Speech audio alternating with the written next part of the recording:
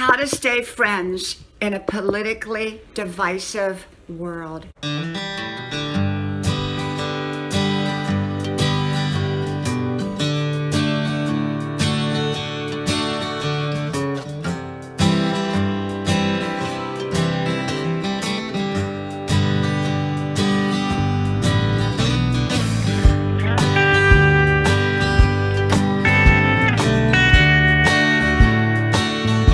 How to be friends in a political divisive world. Hello, y'all. I'm Diana Brienne. Politically divisive. That means when you have opposing viewpoints and people who generally do not get along. So how can you stay or even become friends with someone who's a polar opposite of you in viewpoints? You know, I'm a firm believer that we are our belief system. So when I look at another person, I look at them for their belief system, and I think we often judge others based upon their belief system.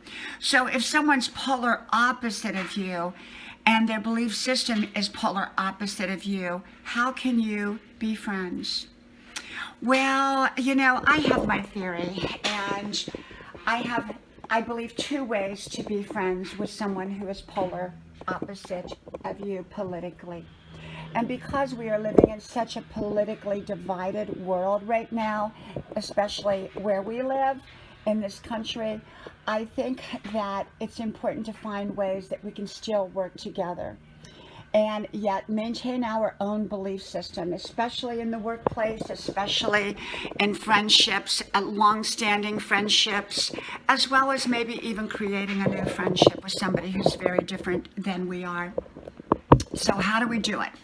Well, I have two ways.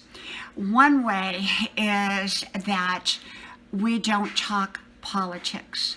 So, for example, I went out to lunch today with a friend, and I believe many of her views are very different than mine.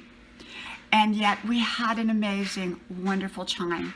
And yet politics never came up as subject matter because, well, we know better. We value our friendship so much more than talking about politics because nothing she says or nothing I say is going to change each other's viewpoints. So we simply find common ground that we can talk about, and we both are on the same page. We respect that. And so we're able to maintain the integrity of our friendship and our relationship by not talking about politics. Now, there's another way to hold on to a friendship. And when we're politically divisive, when we have opposite viewpoints, that means we can talk politics with the understanding that we're going to do it in the right way. I can say my viewpoints, you can say your viewpoints, and we will listen to each other. We're not going to try to persuade each other or try to change each other.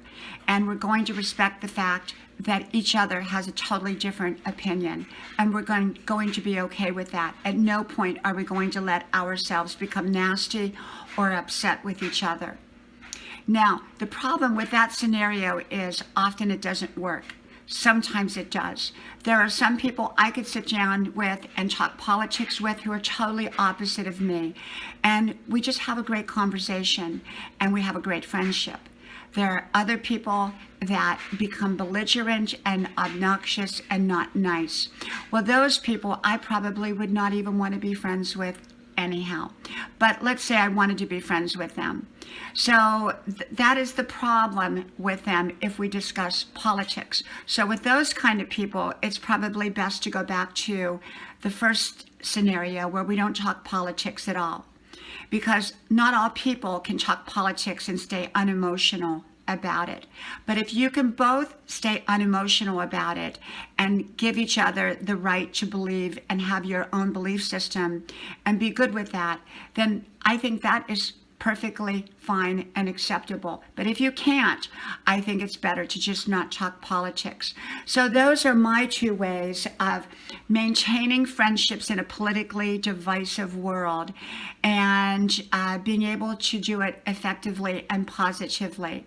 And unfortunately, not all relationships that are politically divisive can continue on. Some end up breaking off because we are our belief system.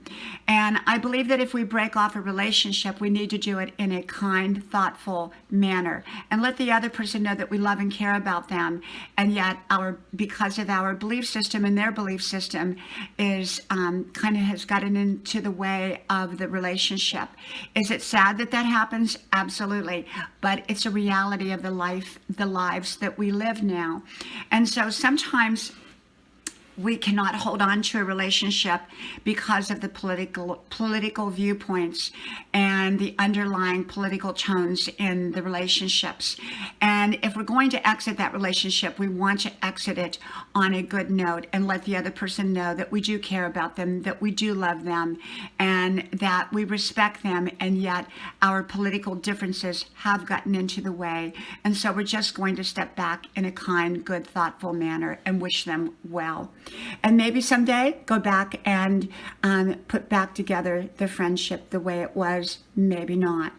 And yet, if you don't want to get to that point and you want to have a relationship, often the best way to do it is not to talk politics.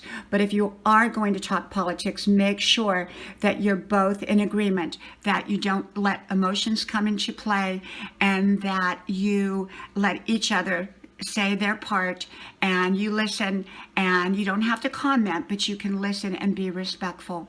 From my house to yours, may God bless you, and I hope to talk to you soon again. Bye-bye.